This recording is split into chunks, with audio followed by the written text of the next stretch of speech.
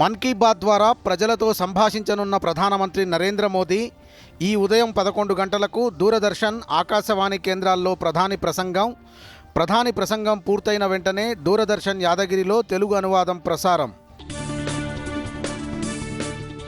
కేంద్రం, రాష్ట్రాలు కలిసి పనిచేస్తే సాధ్యం కానిదేదీ లేదన్న ప్రధాని మోదీ అభివృద్ధి మరింత వేగం పుంజుకోవాలని నీతి ఆయోగ్ సమావేశంలో వెల్లడి.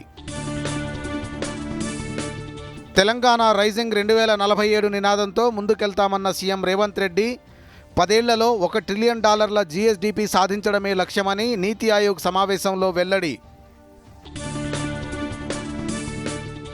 కరోనా వ్యాప్తి నేపథ్యంలో అప్రమత్తంగా ఉన్నామన్న కేంద్ర వైద్య శాఖ.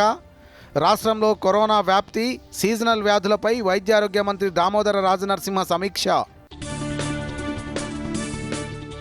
అట్టహాసంగా కొనసాగుతున్న మిస్ వరల్డ్ పోటీలు, చేనేత వస్త్రధారణలో మెరిసిన పోటీదారులు. కేరళను తాకిన నైరుతి రుతుపవనాలు జూన్ 1 కల్లా తెలంగాణకు వ్యాప్తి. ఈ ఏడాది సాధారణం కంటే ఎక్కువ వర్షపాతం నమోదయ్యే అవకాశం ఉందన్న వాతావరణ శాఖ.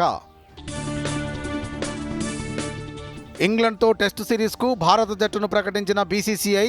సారథిగా శుభ్మన్ గిల్, వైస్ కెప్టెన్గా రిషబ్ పంత్, తెలుగు ఆటగాళ్లు మొహమ్మద్ సిరాజ్, నితీష్ కుమార్ రెడ్డికి జట్టులో చోటు.